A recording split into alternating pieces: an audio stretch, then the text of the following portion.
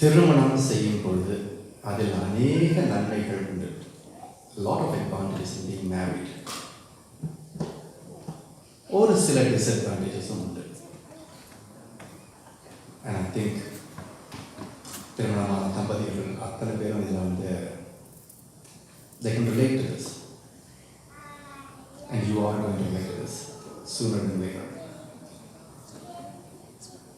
எனக்கு மனசில் சட்டுன்னு படுற டிஸ்அட்வான்டேஜஸில் ஒன்று என்னென்னா, கல்யாணம் கையோட ரெண்டு குடும்பங்கள் கூட சேர்ந்து ரெண்டு குடும்பத்தின் உறவினர்கள், உற்றார், கசின்ஸ், ஆண்ட்ஸ், அங்கிள்ஸ், கூட வேலை பார்க்குறவங்க, ஃப்ரெண்ட்ஸ், இந்த மாதிரி ஒரு பெரிய சர்க்கிள் ரெண்டு பேருக்குமே உண்டு. உங்களுக்கு ஊர் விட்டு வந்து கேன்பராலேருந்து ஆரம்பிச்சு lot of other people. நீங்கள் சாலமன் போதர்களுடைய மகன் நெட்வொர்க் ரொம்ப பெருசாக இருக்கும். ஒவ்வொருத்தரும் அவங்க வீட்டுக்கு விருந்துக்கு கூப்பிட ஆரம்பிப்பாங்க. எங்கள் வீட்டுக்கு வாங்க, லஞ்சுக்கு வாங்க, டின்னருக்கு வாங்க. ஆரம்பத்தில் ரொம்ப நல்லா இருக்கும். It's an extraordinary experience. You will enjoy it. I want you to enjoy it. ரொம்ப suddenly you're on the limelight. You are the focus of attention. Everyone is looking at you. Everyone is talking about you. Your every word, your gesture, your body language is noticed, observed, appreciated, commented on. It's a great experience. Until you figure out that every place you go to, எங்கே போனாலும் சாப்பிடுங்கன்னுவாங்க. அது மாதிரி ஒரு கஷ்டம் இருக்குது. அதுக்கு crackers and சீஸ்லாம் கிடையாது, full கட்டு. அது லஞ்சுக்கு போயிட்டு வந்த பிறகு உங்களுக்கு நான் இன்னைக்கு சாப்பிட்டதுல 2 நாளைக்கு தாங்க நினைக்கும் போது டின்னர் இன்னும் ஒருத்தர் நான் இன்வைட் பண்ணியிருப்பாங்க. அங்கே வந்து சிம்பிளாக தோசை போட்டுருப்பாங்க, அவங்க பிரியாணி வச்சுருப்பாங்க. There is another disadvantage. With the best of intentions, those around you, family, extended family, relatives, friends, people who work with you, people that happen to just bump into you on a train or a bus and figure out that you're newly married will start giving you advice. Because it is free, with the best of intentions. இதை செய்யுங்க, அதை செய்யாதீங்க, இப்படி நடந்துங்க, அப்படி நடந்துக்காதீங்க, அதை பார்த்துங்க, இதை பார்க்காம இருக்காதீங்க. எக்கச்சக்கமான அட்வைஸ் கிடைக்கும். உங்களுக்கு ஒருத்தர் அறிவுரை சொல்றாங்களா, அதனுடைய அஸ்திவாரம் கர்த்தரின் வார்த்தையில் இருக்கிறதா என்பதை எண்ணி பாருங்கள். கர்த்தரின் வார்த்தையில் அதற்கான பொருள் இருக்கிறதா, அதற்கான அர்த்தத்தை அங்கே தேடி அங்கே கண்டுபிடிக்க முடியுதா என்று தேடிப்பார்கள். அப்படிப்பட்ட அறிவுரையை தயவு செய்து எடுத்துக்கொள்ளுங்கள். நான் வந்து ஆலோசனைகள் சொல்லுவேன். என்கிட்ட ஸ்பெசிஃபிக்காக யாராவது வந்து பிரதர் இந்த ஒரு விஷயம் அப்படின்னு சொன்னாங்கன்னா, I can give them suggestions. I am very, very careful about giving advice. But my personal advice is not worth much. And so we are going to seek our Heavenly Father. And we are going to see what divine advice He is going to give us this evening from His Word. Because that is life-giving. Let's bow our heads in prayer for a moment. எங்களை நேசிக்கிற நல்ல தகப்பனே, இந்த மாலை நேரத்துக்காக நமக்கு ஸ்தோத்திரம். இந்த நேரத்தில் இந்த ஆலயத்தில் உம்முடைய பிரசன்னம் நிரம்பி இருக்கிறது என்று நாங்கள் விசுவாசிக்கிறோம். உம்முடைய ஆசீர்வாதம் எங்களை சூழ்ந்திருக்கிறது என்று நாங்கள் விசுவாசிக்கிறோம். எங்களிடத்தில் நீர் வந்து பேசும், உம்முடைய வார்த்தையை தந்தரணும், உம்முடைய ஞானத்தை வெளிப்படுத்தியறணும். அதன் மூலமாக இந்த புது மனத்தம்பதிகளாக நம்மிடம் இருக்கும் சாலமன் அண்ட் ஷோபிகா மற்றும் இந்த அங்கத்தினர், திருச்சபையின் அங்கத்தினர் அத்தனை பேருக்கும் அது உபயோகமாகவும் பயனுள்ளதாகவும் இருக்க வேண்டும் என்று எங்கள் மீட்பரும் ரட்சகருமான கிறிஸ்துவின் நாமத்தில் கேட்கிறோம் பிதாவே. ஆமென்.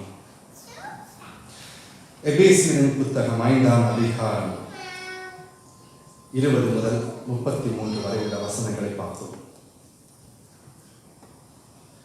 தமிழ் மொழிபெயர்ப்பிற்கும் ஆங்கில மொழிபெயர்ப்பும் சில நேரங்களில் அந்த சொல்லின் அர்த்தம் குறைவாக கொஞ்சம் தெளிவுபடாமல் இருக்கும். 21ஆம் அதிகாரத்தில் தெய்வ பக்தியோடு ஒருவருக்கொருவர் கீழ்ப்படிந்திருங்கள் அப்படின்னு தமிழ்ல இருக்கு. அதே டிரான்ஸ்லேஷன் நம்ம இங்கிலீஷில் பார்த்தோம்னாக்கா கீழ்ப்படிதல் அப்படின்றது ஒபீடியன்ஸ் இருக்காது, சப்மிஷன் அப்படின்னு இருக்கும். கீழ்ப்படிவது என்பது நம்ம அத்தனை பேரும் சுயமா சந்தோஷமா செய்யறது வந்து எல்லா நேரத்திலும் நடக்காது. நமக்கு எல்லாருக்கும் தெரியும், பிள்ளைகள் பெற்றோரிடம் கீழ்ப்படிந்து நடக்க வேண்டும். எத்தனை பிள்ளைகள் ரொம்ப சந்தோஷத்துல அப்பா அம்மா சொல்றது அத்தனையும் 100% நான் கீழ்ப்படிஞ்சு நடக்கிறேன்னு சொல்றாங்க? அபூர்வம். கிடைக்காது. அப்பா அம்மா சொல்லிட்டாங்க நான் கீழ்ப்படிஞ்சாகணும் அப்படின்னு செய்யறது தான் அதிகம். எத்தனை ஸ்டூடெண்ட்ஸ் அவங்க டீச்சர்ஸ் சொல்லி கொடுக்குற விஷயங்களை கீழ்ப்படிந்து கத்துக்கிறாங்க?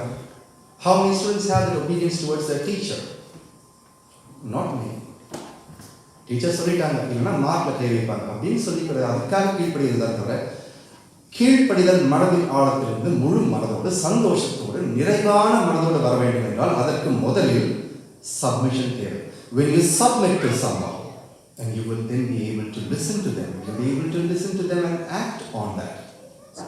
And that is what we see here. புருஷர்களே உங்கள் மனைவிகளில் அன்பு கூறுங்கள். 25வது வசனம். ஆம்பளைகளுக்கெல்லாம் ரொம்ப ரொம்ப பிடிச்ச வசனம் இது. புருஷர்களே மனைவிடம் அன்பு கூறுங்கள். Love your wife. அந்த அன்பு தெய்வத்தின் ஒரு பிரதிபலிப்பாக இருக்கும் பொழுதுதான். இல்லைன்னா என்னுடைய மனைவி பார்ப்பதற்கு அழகாக இருக்கிறாளோ, அறிவாளியாக இருக்கிறாளோ, பரிச்சவளாக இருக்கிறாளா, நல்ல உத்தியோகத்தில் இருக்கிறாளா, அதெல்லாம் வேற. அதுவும் உண்டு. அதற்கு மேற்கொண்டு அன்பு என்பது கிறிஸ்துவினால் உள்ள அன்பாக இருக்க வேண்டும். அப்படிப்பட்ட அன்பு பிரதிபலிக்கும் போது அந்த பிரதிபலிப்பு பூர்ணமாக இருக்கும். ஒருத்தர் மேல அன்பு நம்ம செலுத்துறோம்னா அந்த அன்புக்கு அளவு என்ன? அந்த அளவையும் கிறிஸ்துவே நமக்கு சொல்லிக் கொடுக்கிறார். அதுக்கு அடுத்து வர வசனத்தை பாருங்கள். கரைத்திரை முதலானவைகள் ஒன்றுமில்லாமல் பரிசுத்தமும் பிழையற்றதுமான மகிமையுள்ள சபையாகிய அதை நமக்கு முன் நிறுத்திக் கொள்வதற்கும் தம்மை தாமே அதற்காக ஒப்பு கொடுத்தார். A love that is sacrificial. சுயநலமற்ற அன்பு, தியாகம் செய்யும் அன்பு. ஒரு தியாகமான அன்பு என்பது தன்னை குறித்து யோசிக்காது. I love you அப்படின் போது why do you love me? Why does Christ love his church? மணவாட்டியாகிய திருச்சபையை மணவாளனான கிறிஸ்து ஏன் அவ்வளவு அன்பு கூர்ந்தார்? எப்படி அவ்வளவு அன்பு கூர்ந்தார்? சிலுவையில் அறையப்படும் மட்டும், கல்வாரியின் சிலுவையில் மட்டும் தன் உயிரை பலியாக கொடுக்கும் அன்பாக அது இருந்தது. மணவாட்டியாக கிறிஸ்து தன் உயிராக கிறிஸ்துவை எண்ணும்படி கொடுக்கும் அன்பது. அதைத்தான் பவுல் அப்போஸ்தலன் என்ன பண்றாரு? ஒரு கணவனுக்கும் மனைவிக்கும் இடையில் இருக்கும் அன்பாக பார்க்கிறார். 29வது வசனம். தன் சொந்த மாம்சத்தை பகைத்தவன் ஒருவனும் இல்லை. கர்த்தர் சபையை போஷித்து காப்பாற்றுகிறது போல ஒவ்வொருவனும் தன் மாம்சத்தை போஷித்து காப்பாற்றுகிறான். அப்போ ஒரு கணவனுக்கும் மனைவிக்கும் இடையில் இருக்கும் அன்பு, ஒரு திருச்சபையின் மணவாளனான கிறிஸ்துவுக்கும் இடையில் இருக்கும் அன்பு எப்படிப்பட்டதாக இருக்க வேண்டும் என்றால், ரொம்ப ரொம்ப பேசிக்கான ஒரு எக்ஸாம்பிள், நடைமுறையான ஒரு எக்ஸாம்பிள் நான் சொல்றேன். நடந்து போறீங்க, காலில் முள் தச்சிருச்சு. அதை மறுநாள் எடுத்துக்கலாம் வெயிட் பண்ணுவோமா? 4 நாளைக்கு அப்புறம் எடுத்துக்கலாம் வெயிட் பண்ணுவோமா? 1/2 மணி நேரத்துக்கு அப்புறம் எடுத்துக்கலாம் வெயிட் பண்ணுவோமா? அடுத்த அடி எடுத்து வைப்பதற்கு முன்னால் அந்த முள் எடுக்கிறோம் இல்லையா? அதுதான் தன்னை காப்பாற்றும் அன்பு. இருவரும் ஓர் உயிர், ஈருடல் ஓர் உயிர். அப்படி ஒரு கணவன் மனைவியின் தாம்பத்தியம் இருக்கும் பொழுது உங்களில் ஒருவருக்கு ஒருவர் இருக்கும் காயங்கள், கசப்புகள், கஷ்டங்கள், வலிகள், அந்த வலிகளும் வேதனைகளும் கஷ்டங்களும் அடுத்த நாளைக்கு ஒத்தி வைக்காமல் அன்றைக்கே அப்பொழுதே அதற்கான தீர்வை நீங்க பார்த்தீங்கன்னா அதுக்கு அடுத்து எடுத்து வைக்கும் நடையில you will be able to avoid those harmful paths. அந்த இடத்துல போனா அது ப்ராப்ளம் இருக்கும், இந்த இடத்துல போனா இந்த பிரச்சனை வரும், இந்த இடத்துக்கு போனாக்கா இந்த முள் நம்மளை தைக்கும், அதெல்லாம் அடுத்தது. The journey of a lifetime as a couple, that is a long one, but every step of the way, if you can take time for each other in your pains,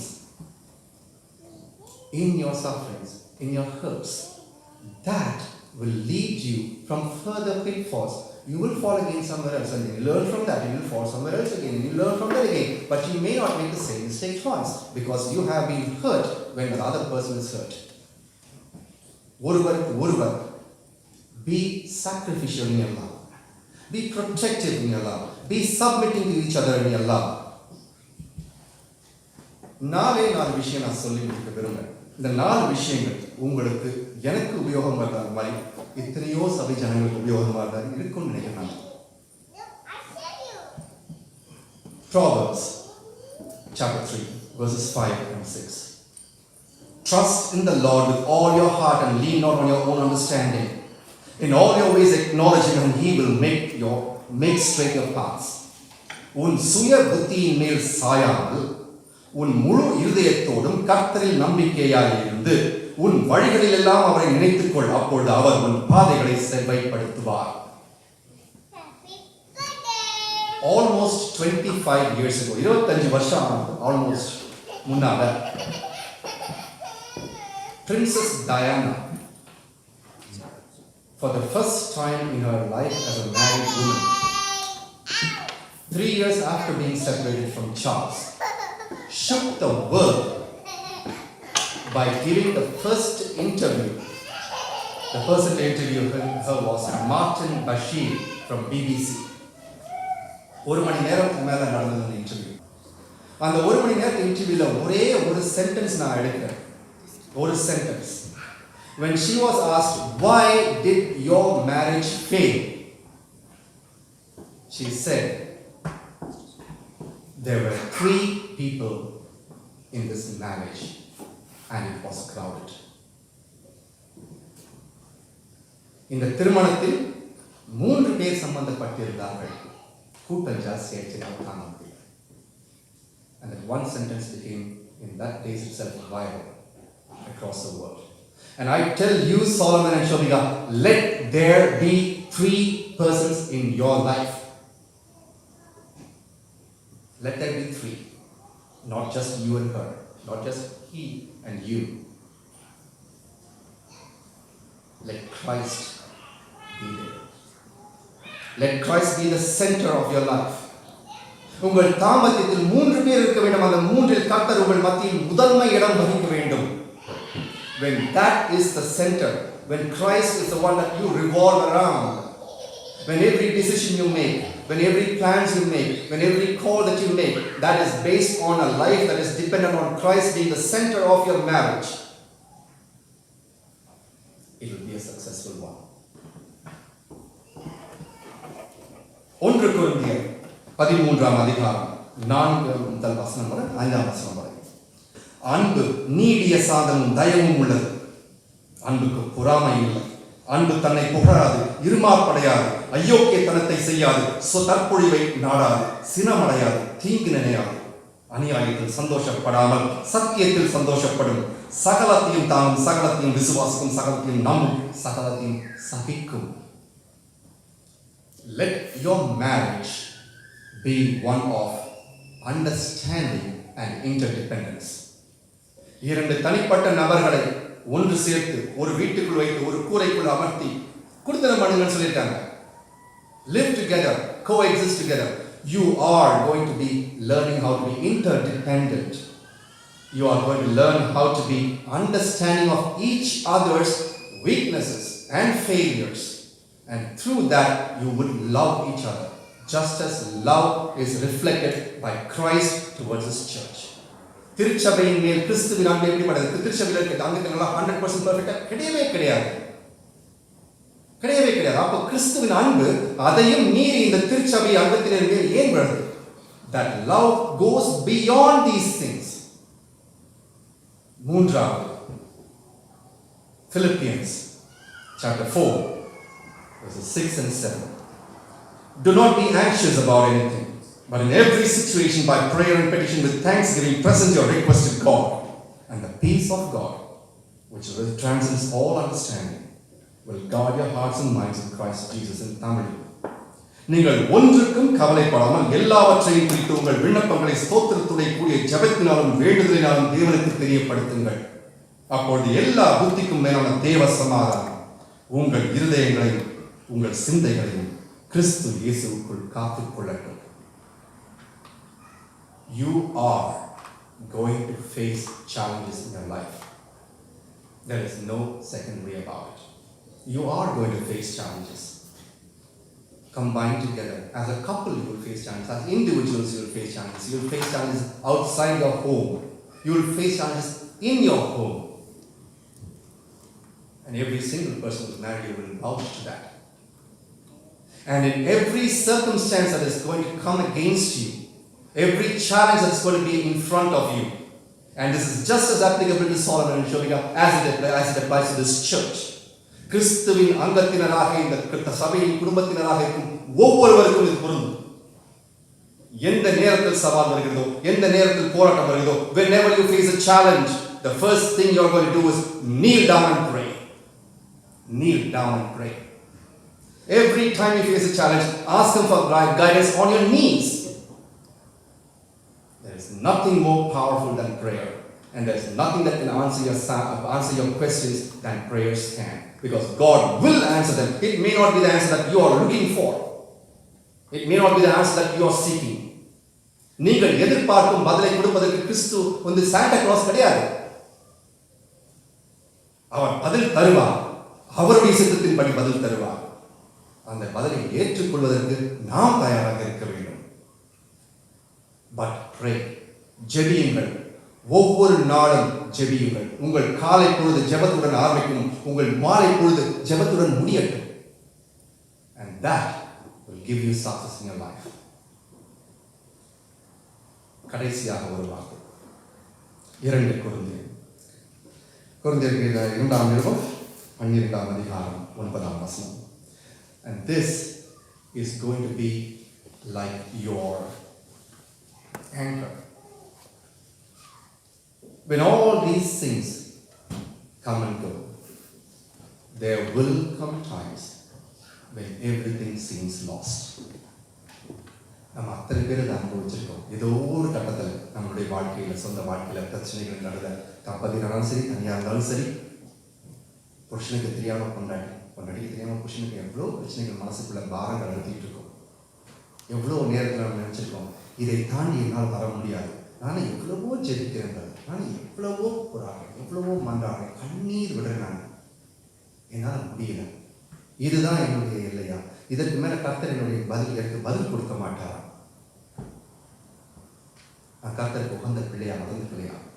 எப்பொழுது நீங்கள் வேற எதுவுமே எனக்கு முடியல அப்படின்னு நினைக்கிறீங்களோ, then go to this verse in your Bible. My grace is sufficient for you. என் கிருபை உனக்கு போதும்.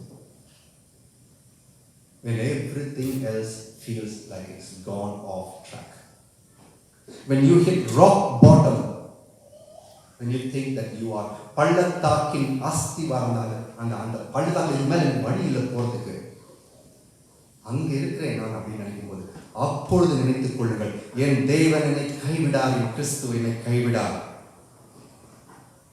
என்னை பெயர் சொல்லி அழைத்தவர், எங்கள் இருவரையும் ஒன்றாக சேர்த்தவர். ஒரு திருச்சபைக்கும் அவருக்கும் இருக்கும் உறவு என்னவோ அதுதான் ஒரு கணவனுக்கும் மனைவிக்கும் இருக்கும் உறவு என்று பேராமல் கற்றுத்தருகிறது. அப்படிப்பட்ட ஒரு புனிதமான உறவு இது.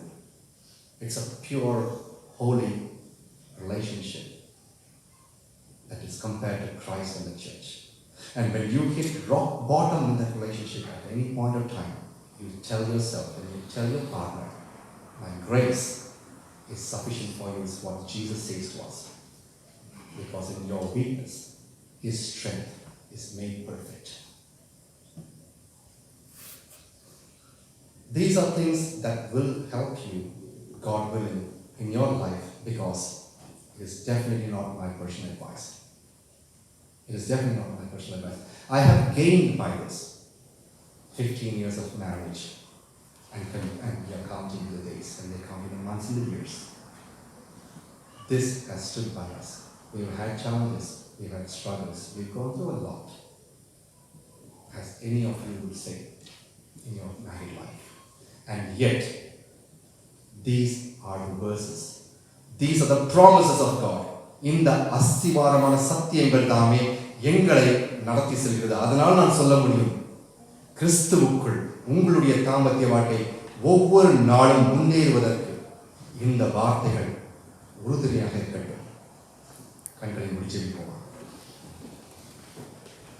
இரக்கங்களின் பிதாவே, உம்முடைய வார்த்தை எங்களுக்கு இந்த நேரத்தில் அளித்ததற்காக உங்களுக்கு நன்றி. இதை நாங்கள் உட்கொள்ள வேண்டும்.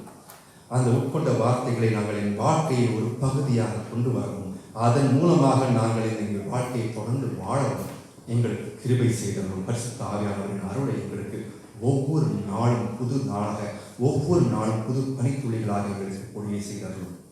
உங்களுடைய கிருபை இல்லாமல் நாங்கள் எங்கும் அடியெடுத்து வைக்க முடியாது. எங்கள் வாழ்க்கையை உம்முடைய கைகளில் ஒப்புவிக்கிறோம். புது தம்பதியினரான சாலமன் ஷோபிகா இருவருடைய வாழ்க்கையும் உம்முடைய கரங்களில் ஒப்புவிக்கிறோம். அவர்கள் ஒன்றாக இணைந்து உம்மை நோக்கி பிரயாணிக்க, உம்முடைய இலக்கை மட்டுமே கண்களில் நிறுத்தி மனதில் நிறுத்தி பிரயாணிக்க கிருபை செய்தவர்களும் அருள் செய்தவர்களும் ஆசீர்வதித்தவர்களும் எங்கள் மீட்பரும் இரட்சகருமான கிறிஸ்துவின் நாமத்தில் கேட்கிறோம். எங்கள் ஜீவனுடன் நல்ல பிதாவே, ஆமென்.